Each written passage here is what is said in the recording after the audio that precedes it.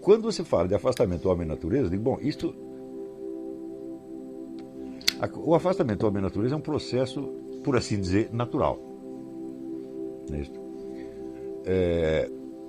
Eu já apontei para vocês a história do Orlando Vilas Boas, que dizia assim, você pensa que índio gosta de mato, que índio gosta da natureza? Eles têm horror disso. Eles ficam fechados dentro da tábua o tempo todo e só permitem que saiam os índios mais experientes, que conhecem as trilhas, conhecem os animais, sabem caçar, etc. Os outros não, ficam lá dentro. Então, um desejo de criar uma espécie de muro de proteção entre o homem e a natureza, ele é, por assim dizer, natural ao ser humano, não só natural ao ser humano, mas natural a todas as espécies animais. Todas elas, vamos dizer, fogem do ambiente, por assim dizer, em aberto e se refugiam na zona que lhes é mais apropriada. Não é isso? Então, evidentemente, um castor andando na terra, ele está muito mais sujeito a ser pego por um lobo ou por um puma do que se ele estiver dentro d'água. Por isso mesmo ele fica dentro d'água o maior tempo possível.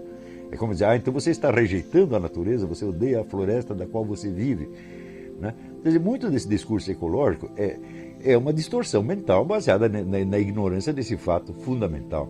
Todas as espécies animais se refugiam do ambiente aberto da natureza no ambiente mais restrito que é próprio à sua proteção e sobrevivência. O ser humano leva isso às suas últimas consequências ao criar a cidade. E é assim no famoso livro do Wilhelm Wöhringer sobre o estilo gótico.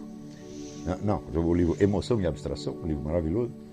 Wöhringer escreveu 3 ou 4 livros, assim, coisa de tudo pequenininho, mas coisa de gênio, em que ele observa que uma arte voltada a representar a natureza como objeto de beleza só aparece dentro das cidades. Porque quando as pessoas estavam soltas no meio do mato, elas buscavam uma arte esquemática, abstratista, que lhes permitisse recuar para um mundo, vamos dizer, que a inteligência dominava, a inteligência humana dominava, e na qual eles se sentiam protegidos contra aquele caos em aberto da natureza circundante. Então, vamos dizer, o afastamento entre homem e natureza é natural, como é natural o afastamento de qualquer espécie em relação à natureza. Agora, pode-se fazer, em torno disso, quer dizer, introduzir aí elementos cristãos, aquela coisa que o Chesterton dizia, que o mundo está repleto de ideias cristãs enlouquecidas, introduzir aí um viés do pecado original e dizer que o nosso grande pecado foi voltar as costas à natureza. Né? E introduzir aí então um elemento de condenação moral.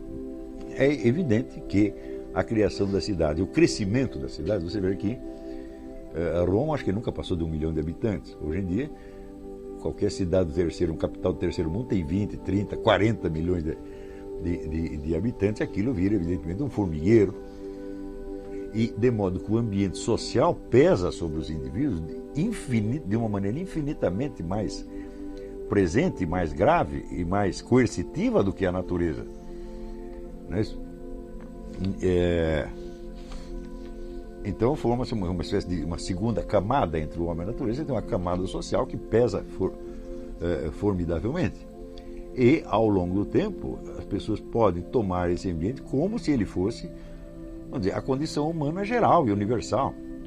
Então você tem muitas ideias circulantes que não são nada mais do que lendas urbanas que se formam dentro do ambiente da sociedade urbana, mas que, confrontadas ao mundo físico ao redor, não fazem o menor sentido. Você veja, o próprio... Eu já mencionei aquela série Atração Fatal, que são pessoas que se apaixonam por animais ferozes e começam a criá-los dentro de casa e acabam sendo comidos por eles, evidentemente. Então, isso é um efeito reativo desse desejo, vamos dizer, estereotipado de reintegrar-se à natureza. Tá certo? Não é possível ninguém reintegrar-se à natureza. Tá certo? Você só estaria integrado à natureza se você estivesse totalmente inerme contra ela, como está, por exemplo, será um girino que acabou de nascer ele não pode fazer nada, ele está totalmente integrado. Tá certo? Porque o sapo pai e o sapo mãe, tá certo, já são um pouco espertos e não se integram na natureza, eles recuam para onde lhes é conveniente. Né? Por exemplo, os lobos e as raposas fazem parte da natureza, as águias fazem parte da natureza, e o sapo poderia se integrar na natureza sendo comido por uma águia. Ele não quer isso, então o que ele faz? Ele se isola. Este instinto de autodefesa que faz o indivíduo recuar do ambiente em aberto para o recinto que lhe é mais propício, isso é universal e faz parte da própria natureza. Não é isso? E, então, vamos dizer, o que acontece é que tudo no mundo tem um preço, evidentemente. Quer dizer, você recuando, você pode, inclusive, observar essa natureza de mais longe, ela se tornou inofensiva, então você começa a ver nela um objeto de beleza. Depois, mais um pouco, quando você já está cansado da vida urbana, você começa a idealizar essa natureza como se fosse um negócio sacro. Se a natureza por si fosse algo sacro, nós estaríamos no paraíso. No entanto, nós todos sabemos que a natureza, ela implica, vamos dizer, um coeficiente enorme de absurdidade, de feiura, de maldade, de sofrimento.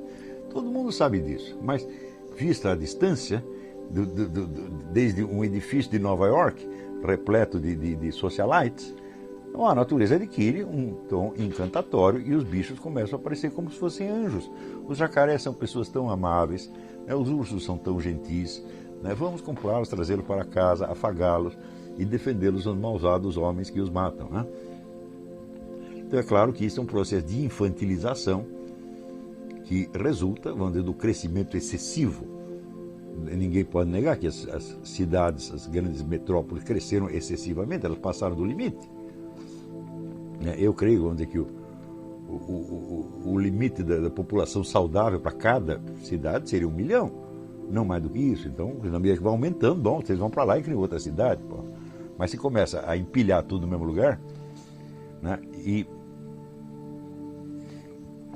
existe na modernidade uma pressão ou deliberada ou inconsciente para centralizar cada vez mais as pessoas na cidade e tirá-las do campo. Por exemplo, na Romênia houve um plano deliberado do governo de reduzir a classe camponesa ao mínimo e trazer todo mundo para a cidade. Nos países comunistas isso aconteceu muitas vezes, mas nas democracias também acontece, não por uma política de governo, mas pelo jogo, jogo espontâneo das coisas. Então as cidades crescem desmesuradamente e automaticamente surge toda uma banditismo, droga, perversão sexual para tudo quanto é lado, e é toda esta mitologia edênica da natureza, que é um sintoma tão maluco quanto esses outros que eu falei. Quer dizer, isso é um produto, vamos dizer, do aglomerado urbano excessivamente grande, exatamente como banditismo, drogas, etc, etc.